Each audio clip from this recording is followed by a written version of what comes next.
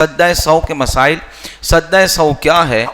واجبات غلطی سے چھوٹنے کی وجہ سے اس کی کمی کو پورا کرنے کے لیے 4 رکعت یا 2 رکعت کے بعد 2 رکعت کی نیت کی تو 2 رکعت، 4 رکعت کی نیت سے نماز پڑھی تو 4 رکعت، 4 رکعت کی نیت کی ہے تو 4 رکعت کی نماز کے بعد قاعدہ آخرہ میں اتحیات کے بعد ایک طرف سلام پھیرے اور 2 مرتبہ سجدہ کرے، پھر اتحیات، پھر درود ابراہیم سلام پھیرے.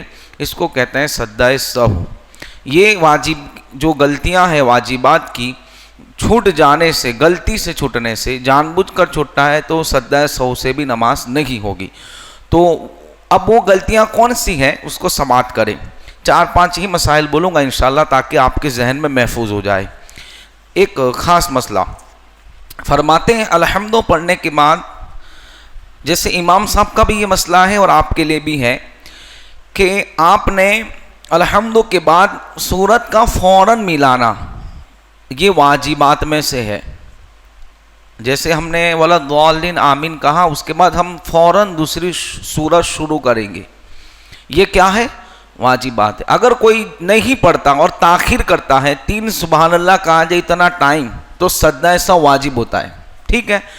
اب ہوا یوں کہ وَلَضَّالِّينَ اور آمین، اس کے بعد بسم اللہ پڑھتے ہیں اور پھر تلاوت شروع ہوتی ہے. آپ دیکھنا نماز میں امام صاحب سورہ فاتحہ کے بعد کچھ وقت لیتے ہیں، اس میں کیا ہوتا ہے؟ وہ آمین کہتے ہیں، اس کے بعد وہ بسم اللہ پڑھتے ہیں، پھر سورت پڑھتے ہیں. یہ جو وقفہ ہے اور اس درمیان جو آمین اور بسم اللہ کی وجہ سے تاخیر ہو رہی ہے، اس سے سجدہ سہو واجب نہیں ہوگا. اس لیے کلیئر کر رہا ہوں کہ ابھی میں نے مسئلہ بتایا کہ بھئی فوراً ملانا واجب ہے، اور آپ سوچتے ہوں گے ذہن میں کہ امام صاحب تو فوراً نہیں ملاتے، وہ تو کچھ ٹائم لیتے ہیں، تو پھر ہماری نماز کا کیا؟ تو یہ کانسیپٹ کلیئر کر دوں آپ کے ذہن سے کہ امام صاحب جو وقفہ کرتے ہیں اس میں وہ آمین اور بسم اللہ کے علاوہ کچھ نہیں پڑھتے، اور اس کے بعد وہ سورت شروع کرتے ہیں. تو یہ جو پڑھا گیا آمین اور بسم اللہ یہ سنت ہے، اور سنت کی وجہ سے وہاں سجدہ سہو واجب نہیں آتا. سمجھ میں آیا؟ اس کی وجہ سے سجدہ سہو واجب آتا. آپ اگر تنہا نماز پڑھتے ہیں، آمین کہتے ہیں، بسم اللہ پڑھ کے سورت شروع کرتے ہیں، اتنا جو وقت آپ کا گیا تو وہ وقت وہاں نہیں گنا جائے گا سجدہ سہو کرنے کے لیے، کیونکہ آپ اس میں کیا کر رہے ہیں؟ پڑھ رہے ہیں. اگر آپ کھڑے رہے، کچھ نہیں پڑھا، 3 سبحان اللہ کہا جائے اتنا ٹائم آپ سوچتے رہیں کیا پڑھوں، تو اب سوچنے میں اتنا وقت گزر گیا، تو اب سجدہ سہو کرنا کیا ہے؟ واجب ہے. دوسرا مسئلہ یہ بھی ہوتا ہے، دیکھو کبھی کبھی آدمی ٹینشن میں ہوتا ہے، یاد نہیں رہتا اور غلطی سے پڑھ لیتا ہے. کیا پڑھ لیتا ہے؟ فرماتے ہیں فرض کی پہلی 2 رکعتوں کے اندر الحمدو پڑھنے کے بعد اتحیات پڑھ لی تو سجدہ سہو واجب ہے. کبھی ایسا ہوتا ہے کہ آپ نے الحمدو کے بعد اتحیات چالو کر دی، ہوتا ہے، اسی لیے مسئلہ بھی بیان ہوا ہے، ہوتا ہے، ذہن حاضر نہیں ہوتا اور پڑھ دے، پھر یاد آئے تھے کہ اتحیات پڑھ لی. تو سورہ فاتحہ کے بعد اگر کسی نے اتحیات پڑھی تو سجدہ سہو کرنا کیا ہے؟ واجب ہے. فرض کی پہلی 2 رکعت میں، یہ بھی یاد رکھے، اس لیے کہ فرض کی تیسری اور چوتھی رکعت میں سورت ملانا واجب نہیں ہے. اس لیے فرض کی پہلی 2 رکعت میں اگر ایسا ہوا کہ آپ نے الحمدو کے بعد اتحیات پڑھ لیا تو اب کیا کریں گے؟ سجدہ سہو. اتحیات اگر الحمد سے پہلے پڑھی تو سجدہ سہو واجب نہیں ہوگا. الحمدو سے پہلے اتحیات پڑھی تو سجدہ سہو واجب، الحمدو کے بعد پڑھی. وجہ یہ ہے کہ سورت ملانا واجب ہے اور آپ نے کیا پڑھا؟ تشہد، اس لیے کیا ہوگا؟ سجدہ سہو واجب ہے. فرض نماز کی پچھلی رکعتوں میں اتحیات پڑھ لی تو سجدہ سہو واجب نہیں. کیوں؟ اس لیے کہ وہاں تلاوت واجب نہیں ہے سورت فاتحہ کے بعد سورت ملانا. تو تیسری 4تھی رکعت میں اگر کسی نے اتحیات پڑھ لی تو سجدہ سہو واجب نہیں. فرض کی تیسری اور چوتھی رکعت کے اندر اگر کسی نے الحمدو بھی نہیں پڑھی، 3 بار سبحان اللہ کہا جائے، اتنی دیر خالی ٹھہرا رہا خاموشی کے ساتھ، تو بھی نماز ہو جائے گی. لیکن ایسا کرنا منع ہے، ایسا کرنا منع ہے. لیکن اگر کوئی نہیں پڑھا تو بھی نماز اس کی ہو جائے گی. کیوں؟ اس لیے کہ فرض کی تیسری اور چوتھی رکعت میں واجبات میں سے جو واجبات ہیں ان میں یہاں پڑھنا واجب نہیں ہے، لیکن فرمایا الحمد کی صورت پڑھے، اور اکیلے نماز پڑھتا ہے تو بہتر ہے کہ وہ صورت بھی ملا لی تو کوئی حرج نہیں ہے، لیکن امام کے لیے اس لیے کہ بہت سے لوگ نماز میں ہوتے اس لیے نماز طول ہوگی، اس لیے وہاں منع ہے، نہیں پڑھتے امام لوگ۔ آپ اگر تنہا پڑھتے ہیں اور پڑھ لیا تو بھی نماز ہو جائے گی۔ سنت اور نفل کی یعنی فرض کے علاوہ جتنی نماز ہیں ان کی ہر رکعت میں اگر کسی نے الحمد کے بعد التحیات للہ اتنا لفظ بھی پڑھا تو اس صورت میں بھی سجدہ سہو واجب ہے۔ آپ نے الحمد کی صورت پڑھ لی اور صورت ملانے کی جگہ التحیات للہ والصلوات، ابھی یاد آیا کہ التحیات تو کہاں میں پڑھ رہا ہوں، تو اب کیا کریں گے؟ صورت پڑھیں گے، اور آخر میں سجدہ۔ یہ کتنا امپورٹنٹ مسئلہ ہے، یہ ہے اجتماع کے اندر 15-20 منٹ قربانی دینے کا فائدہ۔ اور حدیث پاک میں آیا دین کا ایک مسئلہ سیکھنا 1000 رکعت نفل پڑھنے سے بہتر ہے، ایک مسئلہ۔ اسی طرح آگے فرماتے ہیں، دیکھو یہ بھی ہوتا ہے کہ آپ نے الحمد کے بعد آمین کہا، ابھی سورہ فاتحہ ملانی تھی، سورہ فاتحہ کے بعد سورت ملانی تھی اور آپ نے ہاتھ چھوڑ دیے اور رکوع میں جانے کی تیاری کر لی، اور یاد آیا کہ ابھی سورت باقی ہے، ابھی ہاتھ ہی چھوڑے ہیں، رکوع میں نہیں گئے۔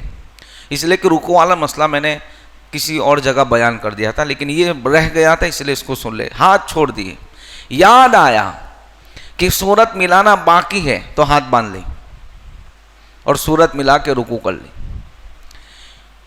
اب آپ کہیں گے کہ مولانا سجدہ سہو، تو یاد رکھے ہاتھ باندھ لیں، سورہ ملا کر رکوع کرے، سجدہ سہو واجب نہیں ہے۔ ریزن اس لیے کہ ہاتھ باندھنا سنت ہے، واجب یعنی ترک واجب ہو تو سجدہ سہو واجب۔ ہاتھ چھوڑ دیے پھر یاد آ گیا کہ مجھے تو ابھی جو ہے سورت ملانی ہے، تو اب ہاتھ باندھے، سورت پڑھے، رکوع کرے، نماز مکمل کرے، نماز ہو جائے گی۔ اسی طرح فرماتے ہیں کہ ایک مسئلہ اور، یہاں میں نے گنج خانہ مسجد میں یہ بتایا تھا کہ قرآن پاک کو نماز میں ترتیب کے خلاف پڑھنا یہ گناہ ہے، لیکن اس سے نماز میں سجدہ سہو کا حکم نہیں ہے۔ مطلب اگر کسی نے ارأیت الذی کی صورت پہلی رکعت میں پڑھی اور دوسری رکعت میں لإیلاف قریش پڑھی تو یہ ہے قرآن جو ترتیب کے سے ہے اس کے خلاف، یعنی الٹا پڑھنا، اس سے نماز ہو جاتی ہے لیکن گناہ ہے، جان بوجھ کر پڑھنے پہ گناہ ہے، نماز اس میں ہو جائے گی اور سجدہ سہو کرنے کی بھی ضرورت نہیں ہے۔ یہاں ایک مسئلہ یہ تو ہوا کلیئر، لیکن اب فرماتے ہیں کہ قرآن پاک کی ایک سورت کا نماز میں بار بار تکرار کرنا یہ مکروہ ہے، تنزیہی ہے۔ کیا ہے؟ اگر کوئی مجبوری نہ ہو تو، مجبوری سے مراد فرماتے اگر کسی نے پہلی رکعت میں 4 رکعت کی نیت باندھی، مان لو کہ کوئی آیا ظہر میں اور سنت موقدہ کی نیت کر لی اور کہا اللہ اکبر، اور اس نے پہلی رکعت میں قل اعوذ برب الناس پڑھ لی، ایسا بھی ہوتا ہے، اور اب آگے قرآن تو خط یہاں مکمل ہوتا ہے ترتیب کے حساب سے، تو اب الٹا تو پڑھ نہیں سکتے، تو اب یہ ہو جائے گی مجبوری، تو اب کیا کریں؟ 4 رکعت میں ناس پڑھ لیں، 4 رکعت میں کیا کریں؟ سورہ ناس ہی پڑھ لی، یا 2 میں دوسری میں پڑھی تو تیسری چوتھی میں پڑھ لیں، یہ ہے مجبوری، یاد نہیں ہے تو تکرار کرنا مجبوری، لیکن قرآن کی اکثر صورتیں یاد ہیں اور یاد کرنا بھی چاہیے، کم از کم 11 صورتیں 12 صورتیں، تاکہ ہم نماز اطمینان سے پڑھ سکیں۔ تو مجبوری نہیں ہے، یاد ہے تو پھر ہم ایک صورت کو بار بار نہیں پڑھیں گے کہ پہلی رکعت میں بھی پڑھی، دوسری میں بھی پڑھی، تیسری میں، بلکہ فرماتے ہیں کہ فرض کی دونوں رکعتوں میں ایک ہی صورت کی تکرار کرنا یہ مکروہ ہے، تنزیہی ہے، جب کہ کوئی مجبوری نہ ہو۔ مجبوری کی صورت میں نے ابھی بتا دی کہ اگر کوئی نے پہلی میں پڑھ لی تو دوسری میں بھی پڑھ لے گا، تیسری میں پڑھ لی تو چوتھی میں بھی پڑھ لے گا، اور یاد نہیں ہے تو ٹھیک ہے، باقی مکروہ ہے، منع فرمایا۔